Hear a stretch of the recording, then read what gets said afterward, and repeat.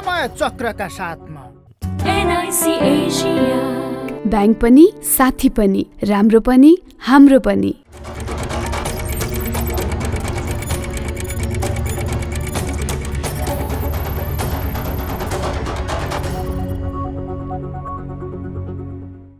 नमस्कार, समय चक्रमा तपाईलाई हार्दिक स्वागत छ दर्शकवृन्द। म सन्तोष बेके थापा।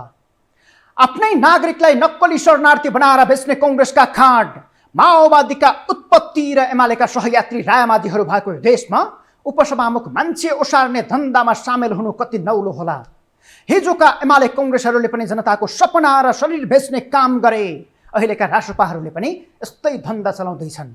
राष्ट्रपाको सांसद भएर संसदको उपसभामुख बनेकी इन्दिरा राणा मगरले 5 जनाबाट पैसा उठाएर अमेरिका पुर्याउने नियतका साथ दूतावाससँग भिसा प्रक्रियाका लागि पत्र पठाएको सार्वजनिक भएको छ। पत्र साँचो हो, पत्र पठाएको स्वीकार समेत उपसभामुखले गरिसकेकी छिन्। तर नियत कति खराब भन्ने मात्रै प्रश्न छ। नियतमा खोट छैन भने पीडितहरू किन पुगे पार्टी कार्यालय र संसदीय समितिमा गुनासो गर्न? इन्दिरा राणामाथि नै किन लाग्छ बाल मन्दिरका बच्चा गायब बनाएकोदेखि मानव ओसार पसारसम्मको आरोप? तर यहाँ झेल सबैले गरेका छन्। उपसभामुखको पत्र दूतावासमा पुग्यो, दूतावासले परराष्ट्रलाई सोध्यो, परराष्ट्रले थाहा पायो, प्रक्रिया गलत भएको भनेपछि भिसा रिजेक्ट भयो। तर परराष्ट्र पनि चुप बस्यो। संसदीय समितिमा पीडितहरू पुगे, पीडितको गुनासो सुने, तर छलफल भएन। यद्यपि प्रहरीसम्म यो विषय पुग्यो कि पुगेन भन्ने खुलेको छैन। उपसभामुखले आफूसँग लिन्छु भनेर पैसा उठाएको विषय राष्ट्रपा पार्टीभित्र पनि पुगेको अडियो संवाद भन्दै सार्वजनिक भएको छ। तर राज्यका सबै जिम्मेवार निकायमा यो विषय पुग्दा पनि सबैले गुपचुप राखे। किन? हेर्दा स्पष्ट रूपमा कार्यक्रममा लैजाने र उतै छोड्ने गरी गरिएको मानव तस्करीको प्रयास देखिन्छ। अहिले पत्र नै सार्वजनिक भएपछि खैला बैला मचिएको छ। आखिर उपसभामुखले अमेरिका पुर्याउन पत्र काटेका व्यक्तिहरू अमेरिका पुगे कि पुगेनन्? उनीहरूको अवस्था के छ? उपसभामुख सहित 6 जनाको ट्राभल हिस्ट्री कस्तो छ? बाँकी विस्तृतमा हेरौँ यो रिपोर्ट। नक्कली भुटानी शरणार्थी प्रकरणको दोस्रो लेयर छिचोलेर बेचनको बयानमा अड्किएका बेला फेरि पुरानो घटना बिर्स्याउने गरी अर्को भिआइपी काण्ड बाहिरिएको छ। अमेरिकी राजदूतावासलाई आफूसहित 6 जनाका लागि संघीय संसदकी उपसभामुख इन्दिरा राणाले भिसाका लागि आफ्नै लेटरहेड प्रयोग गरी भिसा माग गरेपछि शरणार्थी काण्ड बल्झाउने घटना बाहिरिएको हो। अर्थात् उपसभामुखले पैसा उठाएर आफूसँगै विदेश लिने नियतका साथ दूतावासलाई भिसाका लागि पत्र काटेकी थिइन्, जुन अहिले छताछुल्ल छ। उपसभामुखले दूतावासलाई लेखेको पत्र बाहिरिएपछि विदेशीसँग हात पसारेर आफैले मान्छे ओसार्न खोजेको गम्भीर कुरा उद्घाटित भएको छ। पत्र सार्वजनिक हुनु र पत्रमा नाम रहेका केहीले राज्य व्यवस्था तथा सुशासन समितिमा आफूहरू ठगिएको भन्दै पीडितका रूपमा उजुरी गर्नुले रकम लिएर मानव तस्करी गर्न खोजिएको गम्भीर आशंका चुलिएको छ। सभामुख हुनुहुन्छ, संसद सचिवालय छ, संसद सचिवालय के गरौँ भनेर सोध्नु पर्दछ। उहाँ अन्त पनि बेलायतमा पनि उहाँले त्यसै गरी आवेदन दिनुभयो भन्ने कुरा आएको छ। अनि यसरी मुलुकमा संवैधानिक पदको मान्छे, त्यो पनि संवैधानिक परिषदको मान्छेले यसो गर्न थालेपछि मुलुक कहाँ जान्छ? संख्याको हिसाबले भुटानी काण्ड 500 हाराहारी र यो 5 भए पनि ओहदाको हिसाबले उपसभामुखको यो हरकत अक्षम्य र झनै ठुलो अपराध हो। प्रोजेक्टको मोडालिटी झन्डै नक्कली भुटानी शरणार्थीसँग मिल्दोजुल्दो छ। संख्याको हिसाबले यो सानो प्रोजेक्ट होला, तर नजरअन्दाज गर्न मिल्ने विषय होइन। उपसभामुख राणाले कूटनीतिक मर्यादा विपरीत देशको छविमा आँच आउने गरी असम्बन्धित व्यक्तिहरूको अन्तर्वार्ताको समय अगाडि सारिदिन काठमाडौँ स्थित अमेरिकी दूतावाससँग प्रक्रिया छलेर राज्यका आँखामा छारो हाल्दै ओहदाको दुरुपयोग गरेकी थिइन्। राणाले गत वर्ष फेब्रुअरी 26मा अमेरिकी दूतावासलाई सिधै पत्र लेखेर आफूसहित अरू 5 जनालाई भिसा मिलाइदिन आग्रह गरेको पत्र अहिले बाहिरिएको छ। पत्रमा उनी आफैले दस्तखत गरेकी छन् भने छाप पनि लगाइएको छ। लेटर उहाँको व्यक्तिहरूको नामले लेखेको उहाँले सही पनि गर्नुभएको छ होइन। यदि उहाँले नचिनेका व्यक्तिहरू यो जुन उद्देश्यको लागि उहाँले बाहिर लिएर गइराख्नु भएको छ, ती व्यक्तिहरू त्योसँग जोडिनु भनेपछि यो त के हो भने प्योरली ह्युमन ट्राफिकिङ हो। उपसभामुख राणाले आफ्नो टोलीको सदस्य भन्दै 5 जनाको नाम सिफारिस गरेकी छिन्। त्यसमा 1 जना महिला र 4 पुरुष छन्। पहिलो नम्बर आफ्नो सहित, दोस्रोमा उपेन्द्र गौतम, तेस्रोमा सुषमा लामा, चौथोमा राजेन्द्र लामा तामाङ, पाँचौंमा सुजन घरती मगर र छैटौंमा धनप्रसाद गुरुङको नाम सिफारिस गरेकी छिन्। संयुक्त राष्ट्रसङ्घको संयन्त्र commission on the status of वुमेनको 67औं सत्र CSW 67 2079 को फागुन 22 देखि चैत्र 3 सम्म अमेरिकाको न्युयोर्कमा भएको थियो। यो कार्यक्रममा भाग लिन जान लागेको बेला उपसभामुखले महिला अधिकारको अभियानसँग कुनै साइनो नभएका 4 पुरुष र 1 महिलालाई आफूसँगै लग्न प्रक्रिया अघि बढाएकी थिइन्। तर उनको असफल प्रयास यति बेला भने ठुलो विस्फोटको शैलीमा पड्किएको छ। उपसभामुखले त्यति बेला अरूलाई लान नसके पनि आफू भने अमेरिका उडेकी थिइन्। राष्ट्रिय स्वतन्त्र पार्टी रासपाकी सांसद राणा 7 माघ 2079 मा उपसभामुख निर्वाचित भए यता 9 पटक विदेश भ्रमणमा निस्किएकी छिन्। राणाले उपसभामुखको हैसियतमा कूटनीतिक राहदानी मार्फत विदेश आवत जावत गरेको ट्राभल हिस्ट्री समय चक्रलाई प्राप्त भएको छ। उनले यो 19 महिनाको अवधिमा अमेरिका, चीन, स्पेन, सिङ्गापुर, भारत, हङकङ र बङ्गलादेश सहित 7 देशको भ्रमण गरेकी छिन्। हिस्ट्री हेर्दा अमेरिका मात्रै उनी 2 पटक पुगेको देखिन्छ, जसमा उपसभामुख भएपछि पहिलो पटक 9 मार्च 2023 मा र दोस्रो पटक 21 अप्रिल 2024 मा राणा अमेरिका पुगेर फर्किएकी थिइन्। उपसभामुखले आफूसँगै लैजान ठिक्क पारेका अन्य 5 जना अमेरिका उडे कि उडेनन् भन्ने चासोका बीच हामीले उनीहरूको पनि ट्राभल हिस्ट्री खोजी नीति गरेका छौँ, जसमा नाम सिफारिस गरिएका राजेश लामा तामाङ पहिलो पटक सन् 2015 मा नेपालबाट बाहिरिएर 2016 मा फर्किएको देखिन्छ। त्यस्तै दोस्रो पटक 2017 मा बाहिरिएर 2017 मै फर्किएका छन्। हिस्ट्री हेर्दा राजेशले इन्डियाको यात्रा गरेको देखिन्छ।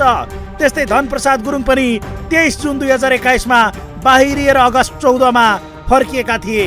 अन्य 3 जना उपेन्द्र गौतम, सुषमा लामा र सुजन घरती मगर भने हालसम्म विदेशिएको देखिँदैन। अर्थात् उपसभामुखले पत्र पठाएर प्रक्रिया अघि बढाए पनि दूतावासले भिसा नदिएपछि अरू जान पाएका थिएनन्। उपसभामुखले पत्र र सञ्चार माध्यमबाट समाचार आएपछि आफ्नो बचाउ गर्दै विज्ञप्ति जारी गरेकी छिन्। उनले आफूले करुणा भावले सहयोग गर्न खोजेको विषयलाई झन्डै 1.5 वर्षपछि विवादित गराउन खोज्नु म विरुद्ध नियोजित कदम भएको भनेकी छिन्। देशको मर्यादालाई बागमतीमा सेलाएर मनमा करुणा भाव जगाउने उपसभामुखमाथि केही अनुत्तरित प्रश्न उठेको छ। नम्बर 1, महिलासँग सम्बन्धित कार्यक्रममा पुरुष मात्र छानेर पठाउनु पर्ने के त्यस्तो बाध्यता आइलाग्यो? नम्बर 2, राजसभामा प्रवेश पाएको यो विषयलाई किन ढाकछोप गरियो? नम्बर 3, उपसभामुखले करुणा भावले सहयोग गरेको भए पैसा उठाएको र पीडित ठगिएको विषय कसरी बाहिर आयो? नम्बर 4, उपसभामुख जस्तो गरिबामय पदमा बसेर मलाई थाहा थिएन भनेर बचपना देखाउन मिल्छ? नम्बर 5, उपसभामुखको विदेश भ्रमण संसदको अन्तर्राष्ट्रिय सम्पर्क तथा समन्वय महाशाखा मार्फत हुन्छ। उनले प्रक्रिया छोड्नुपर्ने कारण के थियो? नम्बर 6, राज्यको सेवा सुविधामा विज्ञ सल्लाहकार सचिवालय वरिपरि हुन्छन् अनि उनलाई यो कूटनीतिक मर्यादा विपरीत हो भनिदिने मान्छे थिएनन् होला त? नम्बर 7, पछिल्लो समय सिफारिसमा परेका जान पाएनन् च्याप्टर क्लोज भएको भाष्य निर्माण गरिँदैछ। एकैछिनका लागि मानव कसैले मानव तस्करी गर्न लाग्दै थियो, तर सम्भव भएन भने उसले गर्न खोजेको अपराधमाथि कारबाही हुनु पर्दैन कि तस्करी गर्न खोजेको त हो नि, गरिहालेको त होइन नि भनेर चुप लाग्नुपर्ने हो। अहिले राजसभाभित्र यो विषयमा 3 महिना अघि नै जानकारी भएको विषय पनि सार्वजनिक भएको छ। पीडितको तर्फबाट उपसभापति डिपी अर्याल, सांसद असीम शाह र सभापति रवि लामिछानेका स्वकीय सचिव अविनाश आचार्यले समेत जानकारी गराएको भन्दै संगठन विभाग सचिव शङ्कर श्रेष्ठसँग पार्टी शुभेच्छुकले कुराकानी गरेको अडियो संवाद भन्दै सार्वजनिक भएको छ। अमेरिका लिन नसकेपछि उपसभामुखले युके जाँदा प्रयास गरौँला भन्दै 9 लाख फिर्ता दिएर मत्थर पारेको विषय समेत सार्वजनिक भएको छ। उपसभामुखको भूमिका सार्वभौम थलो संसदमा सभामुख जत्तिकै महत्त्वपूर्ण हुन्छ, तर बुझ्नेले कुरा नबुझेपछि के गर्नु? सभामुख नहुँदा संसद चलाउने उपसभामुखले हो। मुलुकको 7औं ठुलो ओहदाको पद हो। यी पदमा बस्नेहरूले देशको गौरव बोक्ने हो। अझ उपसभामुख मुलुकको सर्वोच्च निकाय संवैधानिक परिषदको सदस्य समेत हुन्छ। अझ व्यवस्थापिकामा एक महिला नेतृत्व चाहिन्छ भनेर उपसभामुख महिला नै बनाउने चलन छ। यति शक्तिशाली र संवेदनशील जिम्मेवारीमा भएकी उपसभामुखले के कानुन, विधि र प्रक्रिया मिचेर आफू जाने कार्यक्रममा आफूसँगै असम्बन्धित व्यक्तिलाई लिएर जान कुनै दूतावासलाई गैर कूटनीतिक तरिकाले पत्र लेख्न मिल्छ? लाजको सीमा र जनता शर्माउनुको पनि एउटा हद हुन्छ, तर यहाँ त्यसलाई पनि पार गरिएको छ। यो त देशको विधि, प्रक्रिया, प्रणाली र परराष्ट्र मन्त्रालय सबै छलेर गर्न खोजिएको कुनियतले भरिएको काम हो। यस्तो काम गर्नेहरूलाई साँच्चीकै देशको सिस्टम सही ढङ्गबाट चलेको हुन्थ्यो भने अहिलेसम्म जिम्मेवारी खोसेर कारबाहीको दायरामा ल्याइसक्नुपर्ने हो। तर व्यवस्थापिका संसदको प्रमुख रहेका सभामुख लचक देखिन्छन्। स्वयं उपसभामुखले प्रतिनिधित्व गरेको पार्टीले 3 महिनासम्म जानकारी पाएर पनि यो घटनालाई लुकाएको आरोप छ।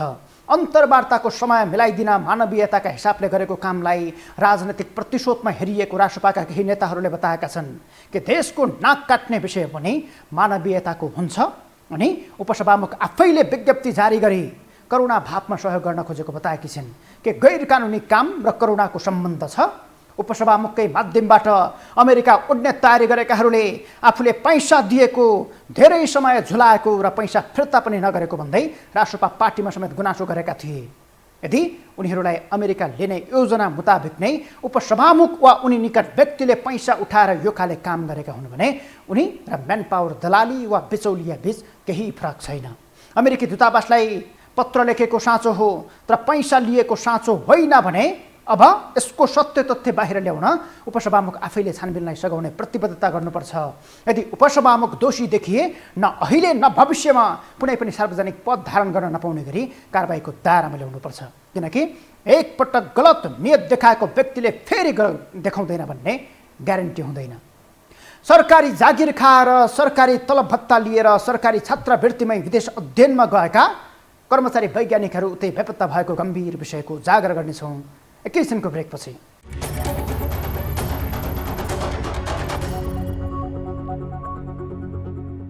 कृषि अनुसन्धानका लागि स्थापित देशकै ठुलो सरकारी निकाय हो नार्क।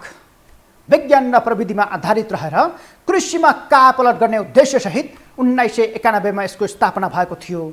कृषिमा नयाँ अनुसन्धान गरी उत्पादन वृद्धिदेखि गरिब किसानलाई प्रविधिमा कसरी जोड्न सकिन्छ त्यसको अचूक उपाय पत्ता लगाएर परिणाम दिनु यहाँ कार्यरत कर्मचारीदेखि वैज्ञानिकसम्मको काम हो। तर अध्ययन अनुसन्धान भाँडमा जाओस्, अहिले नार्क विदेश पठाउने ट्रान्जिट पोइन्ट जस्तो बनेको छ, जसले कृषिका क्षेत्रमा गर्नुपर्ने अनुसन्धान नै लथालिङ्ग छ भने नार्कले आजका मितिसम्म आफ्नो स्थापनाको औचित्य पुष्टि गर्न सकेको छैन। विदेश अध्ययनका लागि विदामा बस्ने कर्मचारीहरूलाई सरकारले उनीहरूको ओहदा अनुसार मासिक तलब भत्ता उपलब्ध गराउँछ। कतिपयलाई हवाई टिकट, कम्प्युटर, किताब र कपडासम्म उपलब्ध गराउँछ। तर सरकारले ज्वाइँ पाले जस्तो गरी विदेश अध्ययनको स्वीकृति दिएका उनीहरू नै उतै भासिएका छन्। अर्थात् अध्ययनको अवधि सकिएपछि पनि देशमा फर्किएर सेवा गर्नुपर्ने बेलामा उनीहरू उतै बेपत्ता भएका हुन्। त्यसमध्ये नार्कले हामीलाई उपलब्ध गराएका 18 जना कर्मचारीको सूची देखाउँदैछौँ जो फर्किएका छैनन्। यो तत्कालको तथ्याङ्क भए पनि नार्कमा कार्यरत मात्रै 200 भन्दा बढी विदेश अध्ययनमा छन्।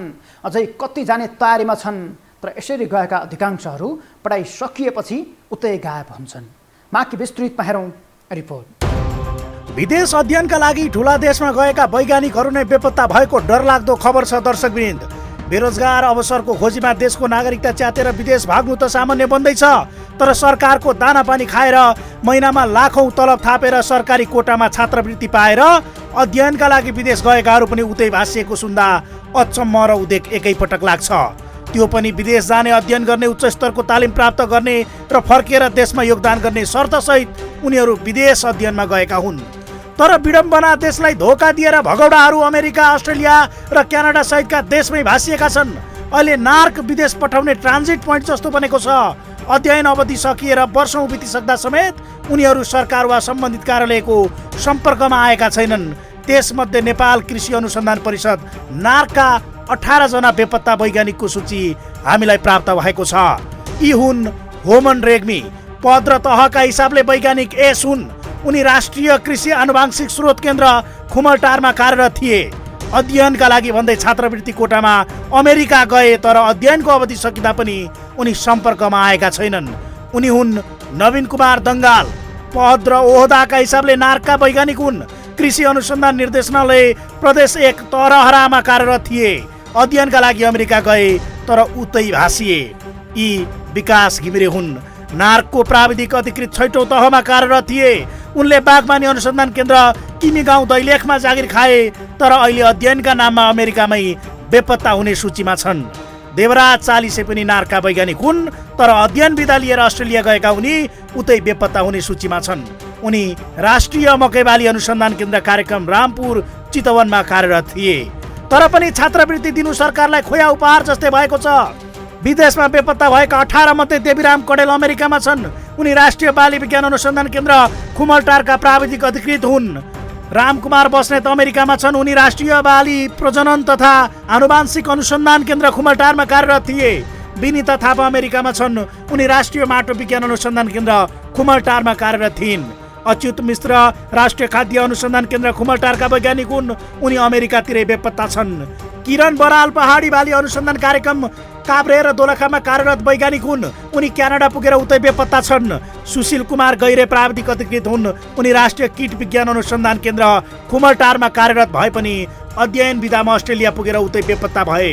दिनेश बाबु थापा मगर वैज्ञानिक हुन्। राष्ट्रिय कृषि नीति अनुसन्धान केन्द्र खुमलटारमा कार्यरत थिए। अस्ट्रेलिया पुगेर अहिले नार्कमा हाजिरी हुन आएका छन्। प्रतिष्ठा अधिकारी नार्ककै वैज्ञानिक हुन्। उनी राष्ट्रिय बागवानी अनुसन्धान केन्द्र खुमलटारमा जागिरे थिइन्। तर हामीलाई उपलब्ध सूचीमा उनी गएको देश खुलेको छैन। सुमन कार्की कृषि अनुसन्धान केन्द्र पाखरीबास धनकुटाका प्राविधिक अधिकृत हुन्। देश नखुले पनि उनी अध्ययनका लागि विदेश पुगेर नफर्कनेको सूचीमा छन्। बुद्धिबहादुर अछामी प्राविधिक अधिकृत राष्ट्रिय मकैबाली अनुसन्धान केन्द्र खुमलटार अध्ययनका लागि गएको देश अमेरिका छ। राजु चौधरी वैज्ञानिक राष्ट्रिय व्यावसायिक बाली अनुसन्धान केन्द्र खुमलटार उनी गएको देश क्यानाडा हो। सञ्जीव गौतम वैज्ञानिक हुन्। राष्ट्रिय आलु बाली अनुसन्धान कार्यक्रम खुमलटारका उनी अध्ययन गर्न गएको देश अमेरिका। अतीत पराजुली प्राविधिक अधिकृत राष्ट्रिय खाद्य अनुसन्धान केन्द्र खुमलटार गएको देश अमेरिका। उज्जवल सुवेदी प्राविधिक अधिकृत राष्ट्रिय खाद्य अनुसन्धान केन्द्र खुमलटार अध्ययनका लागि गएको देश अमेरिका, हाल उतै बेपत्ता। उनी पिएचडी र एमएसएजी अध्ययनका लागि भन्दै बिदा स्वीकृत गराएर गएका हुन्। तर अध्ययन र बिदाको समय सकिए पनि सम्पर्कमा नआएको कार्यालयको भनाइ छ। हामीसँगको अहिलेको हाम्रो चाहिँ लगत अनुसार चाहिँ हामीसँग टोटल विदेश गएर नफर्कनेमा चाहिँ हाम्रो लगतमा अहिले चाहिँ 18 जना छन्। उहाँहरू अब हाम्रो यस्तो छ, यो प्राविधिक अधिकृतदेखि लिएर चाहिँ वरिष्ठ वैज्ञानिकसम्मका विभिन्न तहका हुनुहुन्छ उहाँहरू।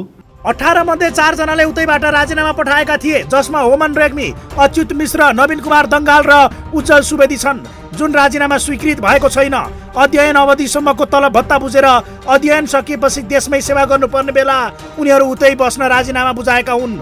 जबकि उनीहरूले जाने बेला नै सरकारसँग कबुलियतनामा गरी फर्किएपछि बिदा बसेको दोब्बर अवधि नार्ककै सेवा गर्ने सम्झौता गरेका हुन्छन्। हामीले उहाँहरूलाई जाने बेलामा चाहिँ गराएका हुन्छौँ लिखित, उहाँहरू चाहिँ फर्कन्छौँ भनेर। संस्थाको लागि त उहाँहरू चाहिँ फर्केकै राम्रो र उहाँहरू फर्कन्छु भनेर नै जानुभएको हो संस्थाको लागि त। निजामती कर्मचारीहरूले पटक पटक गरी वा एकै पटक गरी 3 वर्ष र सरकारले चाहे थप 2 वर्ष गरी 5 वर्षसम्म अध्ययन बिदा बस्न पाउँछन्। नार्क कर्मचारी प्रशासन विनियम 2049 अनुसार पनि जागिर खाएर स्थायी भएको 3 वर्षपछि 5 वर्षसम्म अध्ययन बिदा पाउने व्यवस्था छ। फलत उनीहरू अध्ययनका लागि विदेश जान्छन्, पिआर बनाउँछन् र फर्कने बेला राजीनामा पठाएर उतै बस्न खोज्छन्। यो अर्को तथ्य हेर्नुहोस्, राष्ट्रिय पशु प्रजनन तथा आनुवांशिक अनुसन्धान केन्द्र खुमलटारका वरिष्ठ वैज्ञानिक सागर पौडेलले सन् 2010 अगस्तदेखि 2013 जुनसम्म अध्ययन बिदा लिएका थिए। तर 11 वर्ष बितिसक्दा पनि अध्ययन गरेको विषयको शोधपत्र वा प्रमाणपत्र बुझाएका छैनन्। राष्ट्रिय कृषि अनुसन्धान प्रतिष्ठान खुमलटारका मुख्य वैज्ञानिक विनेश मान शाहको अध्ययन बिदा सकिएको 11 वर्ष बित्यो। परिषदको तालिम तथा छात्रवृत्ति महाशाखा प्रमुख सुदीप गौतम आफैले पनि अध्ययन गरेको प्रमाणपत्र 19 वर्ष बितिसक्दा पेश गरेका छैनन्। अध्ययन गरी शोधपत्र पेश नगर्ने 13 कर्मचारीको यो सूची हेर्नुहोस्।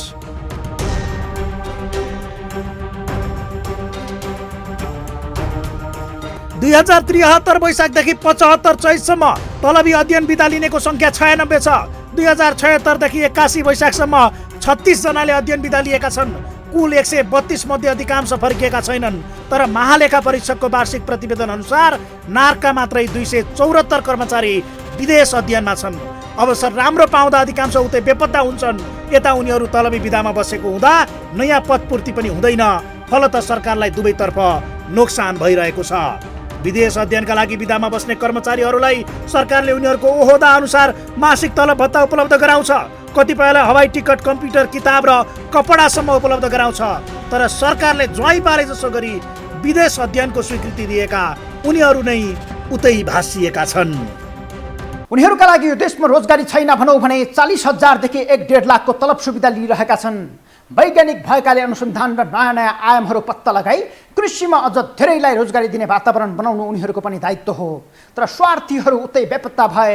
यो खबर सुनेपछि अब देश फर्किने चेत पलाओस्, किनकि विदेशको जतिसुकै सुक्खा भोकमा रमाए पनि देश त आफू जन्मिएकै माटो हो। उनीहरू विदेशमा गएपछि यता काम गर्ने जनशक्ति छैन, अध्ययन विधा र तलब पनि खाइरहेकाले नयाँ पदपूर्ति गर्ने अवस्था पनि हुँदैन। फलत अनुसन्धान सहितका कामकाज नै प्रभावित हुने गरेको छ। उनीहरूले नेपालमा भन्दा विदेशमा धेरै अवसर पाउँछन्, यो सत्य हो। यहाँ भन्दा धेरै तलब सुविधा विदेशमै हुन्छ, त्यसैले जाँदा गरेको बाचा बिर्सिएर विदेशमै भासिन्छन्। यसलाई देशमा क्षमता अनुसारको उच्च मूल्याङ्कन छैन भन्ने अर्थमा समेत हेर्न सकिएला। तर जाने बेला उनीहरूले अध्ययन सकेर सेवा नगरे अध्ययन अवधिभर आफूले लिएको तलब भत्ता, छात्रवृत्ति र हवाई भाडा सहित अध्ययन पश्चात सेवा गर्नुपर्ने अवधि बराबरको तलब भत्ता आफ्नो घर घराना वा जथाबाट असुल उपर गरी लिएमा मन्जुर छु भन्ने काबुलियतनामा गरेका हुन्छन्। अर्थात् नेपाल नफर्किए बापत वा सेवा गरेपछि दोहोरो जरिवाना तिर्नुपर्छ। यदि यसरी रकम फिर्ता गर्नु परे एउटै व्यक्तिको करोडौँ हुन आउँछ, तर कानुनी अन्य उल्टामा त्यस्तो कारबाही भएको पनि देखिँदैन। विडम्बना राज्यको स्रोत साधनमा आफ्नो दुनो सोझ्याएर देशमाथि घात गरेका वा गद्दारी गरेका यस्तै भगौडाहरू नै विदेश पुगेर देशमा यो भएन त्यो भएन भन्दै दिनरात सामाजिक सञ्जालमा सत्तो सराप गर्छन्। देश बदल्नका लागि देशमै बसेर सिस्टम हाँक्ने खराब पात्रहरूका विरुद्ध भिड्ने आँट चाहिन्छ, नत्र आफू भागेर धारे हात लगाउने छुट कसैलाई छैन। के आर्जु राणा देउबा परराष्ट्र मन्त्री हाँक्न काबिल छिन्? कसरी हाँक्दैछन् महिलाले कमान? बाँकी प्रसङ्ग जोड्नेछौँ एकैछिनको ब्रेकपछि।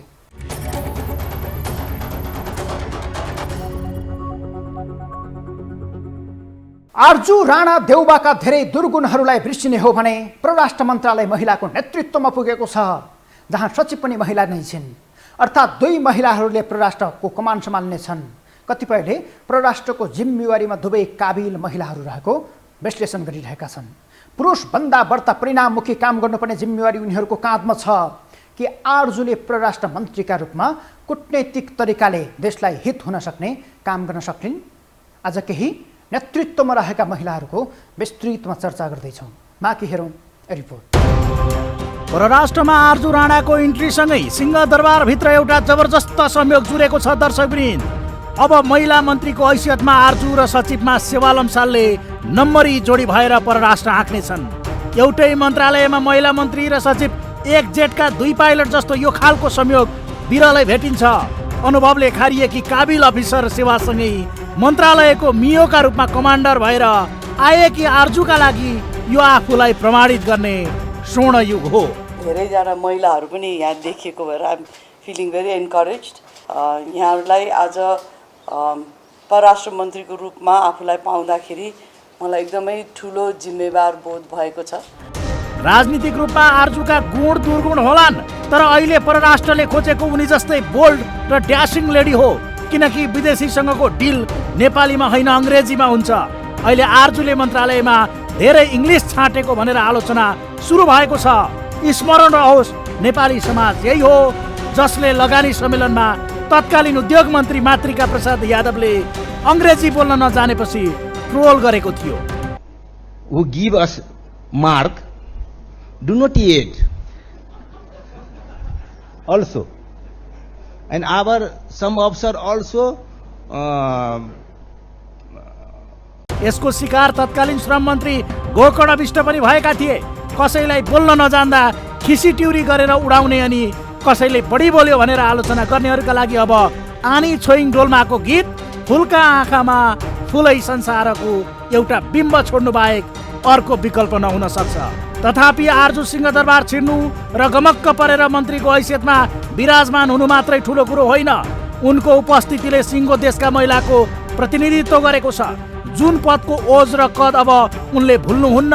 फेरि पनि नानीदेखि लागेको बानीको शैलीमा उनले आफूलाई थप परिष्कृत नगरी आफूमाथिका आरोप र काण्ड ढाकछोपमा समय व्यतीत गरिन् भने उनका पति शेरबहादुर देउवाले राजनीतिमा स्थापित गर्ने गरी परराष्ट्रमा पुर्याएको कुरा नै त्यो बेकार हुनेछ र उनको राजनीतिक भविष्यको ओह्रालो यात्रा पनि यहीँबाट सुरु हुनेछ।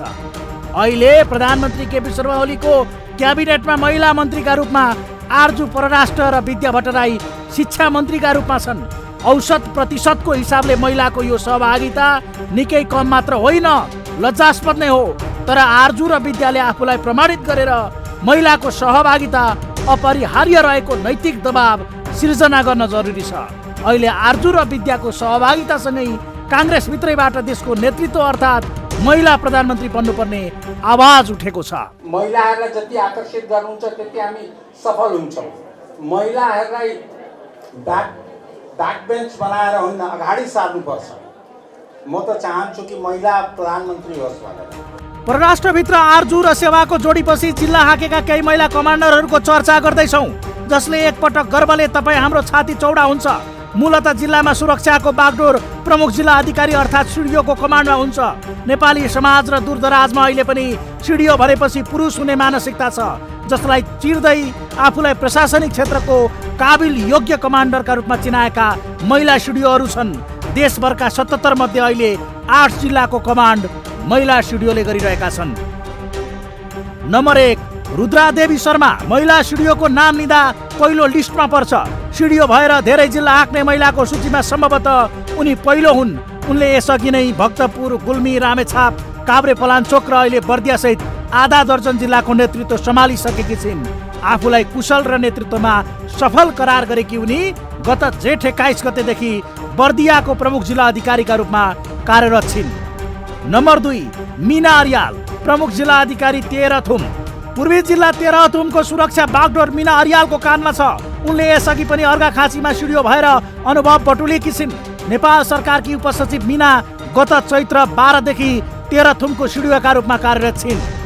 नम्बर 3, देवी पाण्डे खत्री प्रमुख जिल्ला अधिकारी सोलुखुम्बु।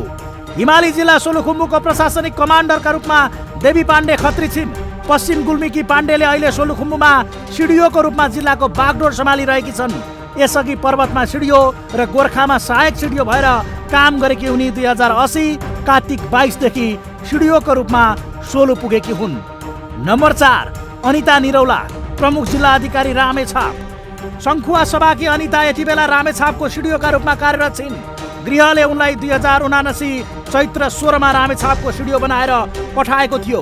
उनी रामेछापमा महिला सिडिओ बन्ने तेस्रो व्यक्ति हुन्। यसअघि लीला कुमारी केसी र रुद्रादेवी शर्माले सिडिओको जिम्मेवारी सम्हालेका थिए। अनिता नेपाल सरकारको सहसचिव हुन्। नम्बर 5, रोशनी श्रेष्ठ प्रमुख जिल्ला अधिकारी भक्तपुर। रोशनी श्रेष्ठ अहिले भक्तपुरको सिडिओका रूपमा कार्यरत छिन्। उपत्यकाको 3 जिल्ला मध्ये भक्तपुरको कमान्ड महिला सिडिओका काँधमा हुन्छ। रोशनीसँग अन्य जिल्लामा समेत कमान्ड सम्हालेको अनुभव छ। उनले यसअघि पनि बागलुङको सिडिओ भएर आफ्नो जिम्मेवारी पूरा गरेकी थिइन्। सहसचिव रोशनीलाई गृहले 2080 असोज 4 मा भक्तपुरको सिडिओ बनाएर पठाएको थियो। नम्बर 6, सुनिता नेपाल प्रमुख जिल्ला अधिकारी स्याङ्जा। सुनिता महिलाका रूपमा जिल्ला हाँक्ने अब्बल नेतृत्वका रूपमा परिचित छिन्। यसअघि सिन्धुली र प्युठानको सिडिओ भएर अनुभव सँगालेकी उनले अहिले स्याङ्जाको कमान्ड सम्हालेकी छिन्। उनी गत पुस 16 देखि स्याङ्जाको सिडिओका रूपमा कार्यरत छिन्। नम्बर 7, कल्पना श्रेष्ठ प्रमुख जिल्ला अधिकारी इलाम। कल्पनाले प्रमुख जिल्ला अधिकारीका रूपमा सिडिओ भएर जिल्ला हाँकेको यो तेस्रो हो। उनले यसअघि नै डोटी र नवलपुरमा कुशलतापूर्वक आफ्नो जिम्मेवारी पूरा गरिसकेकी छिन्।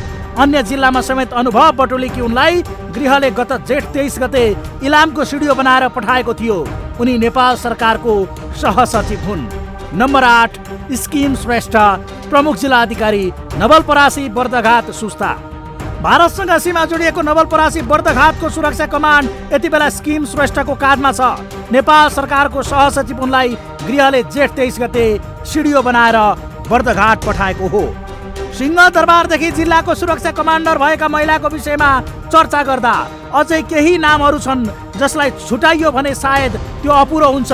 अहिले जिल्ला हाँक्ने यिनै महिला र पुरुष सिडिओहरूको हाई कमान्ड निजामती क्षेत्रको विशिष्ट श्रेणी मुख्य सचिवको कायम मुकायम जिम्मेवारी लीला गडतौलाले सम्हालिरहेकी छिन्। यो महिलाहरूको हकमा निजामती क्षेत्रमा एउटा नजरी स्थापित हुँदैछ। यसको अलावा सिङ्गो मुलुकको कमान्डर भएका केही उपल्लो ओहदाका भिभिआइपीहरू छन्। पूर्व राष्ट्रपतिको हैसियतमा विद्यादेवी भण्डारी, पूर्व सभामुखको हैसियतमा अन्सरी घरती र पूर्व न्यायाधीशको हैसियतमा सुशीला कार्की, जसले आफ्नो जिम्मेवारी र भूमिकालाई प्रमाणित गरेर रिटायर समय व्यतीत गरिरहेका छन्। ओन्सरी अहिले पनि राजनीतिमा सक्रिय छिन्। यी पात्रहरूलाई फ्रेममा उतार्दा देशमा महिलाको आयाम र सक्षम नेतृत्वको कल्पना गर्न सकिन्छ। तर 33% महिलाको सहभागिता सुनिश्चित गरेका दलहरूले मन्त्री परिषदमा मात्र 2 जना महिलाहरू मात्र समेटेका छन्। परराष्ट्रमा आर्जु र शिक्षामा विद्या भट्टराईको उपस्थिति सुखद रहे पनि यो सङ्ख्या न्यून हो, अत्यन्तै न्यून हो। फेरि एकपटक नेपाली राजनीतिले महिलाहरूलाई नेतृत्वमा विश्वास नगरेको उदाहरण पनि हो। हवस् त, समय चक्र आजलाई यति नै, बिदा हुन्छौँ। नमस्कार।